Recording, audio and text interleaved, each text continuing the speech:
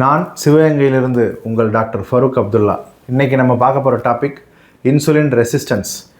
எல்லாம் ஊரெல்லாமே இந்த டாபிக் ரொம்ப பெரிய லெவலில் பேசப்பட்டு வருது.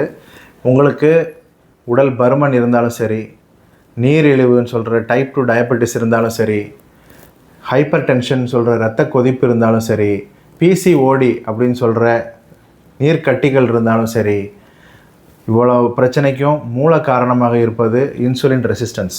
இந்த இன்சுலின் அப்படிங்கிற ஹார்மோன் நமக்கு எதுக்கு தேவைப்படுது அப்படின்னு பார்த்தீங்கன்னா, நம்ம சாப்பிட்ற சாப்பாட்டில் மாவுச்சத்து அதை கிரகித்து கொள்வதற்கு முக்கியமாக இந்த இன்சுலின் தேவை.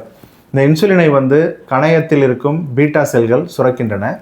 இது ரொம்ப ரொம்ப கம்மியான அளவில் மனுஷனுக்கு கிடைச்சா போதும்.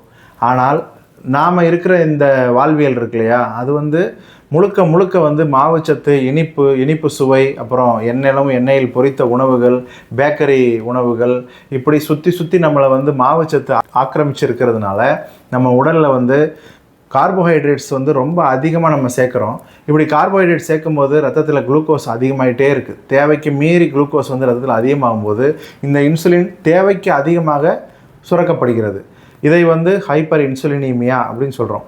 இப்படி இன்சுலின் தேவைக்கு அதிகமாக ரத்தத்தில் இருந்துக்கிட்டே இருந்துச்சு அப்படின்னா, எப்படி ஒரு இடத்துல ஒரு 2 பேர் இருந்தால் சொல்கிற பேச்சு கேட்பாங்க, அதே இது 20 பேர் இருந்தால் நோயின்னு பேசிக்கிட்டு இருப்பாங்க, ஒரு வேலையும் நடக்காது இல்லையா? அது மாதிரி இன்சுலின் தேவைக்கு மீறி இருக்கும்போது அது நம்ம வேலையை செய்யாது. அதனால் அதை இன்சுலின் ரெசிஸ்டன்ஸ் அப்படின்னு சொல்கிறோம். இப்படி இன்சுலின் ரெசிஸ்டன்ஸ் ஸ்டேட்டில் ஒருவருக்கு உடல் பருமன் ஏற்படுகிறது, தேவைக்கு அதிகமாக பசி தூண்டப்பட்டு கொண்டே இருக்கிறது, இதனால் அதிகமாக சாப்பிட்றாங்க. இப்படியே இன்சுலின் தொடர்ந்து சுரந்து கொண்டே இருக்கும் பொழுது பீட்டா செல்கள் அயற்சி அடைகின்றன. அப்புறம் அதோடைய பணியை சரியாக செய்ய முடியாமல் போகுது. இதனால் டயபெட்டிஸ் வருது. கூடவே இன்சுலின் எப்பயுமே ரத்தத்தில் அதிகமாக இருக்கும்போது இரத்த நாளங்கள் பார்த்திங்கன்னா ரொம்ப ஸ்டிஃபாக இருக்கும். சோடியம்மை சிறுநீரகங்கள் ரொம்ப அதிகமாக ஸ்டோர் பண்ணி வைக்கும். எப்போல்லாம் சோடியம் அதிகமாக ஸ்டோர் ஆகுதோ நீருமே அதிகமாக ஸ்டோர் ஆகும். அப்போது இன்சுலினை குறைவாக சுரக்க செய்வதற்கு நாம் என்ன செய்யணும் அப்படின்னா, நாம் புரதச்சத்து மற்றும் ஆரோக்கியமான கொழுப்பு சத்து சார்ந்த வாழ்வியலுக்கு மாறணும்.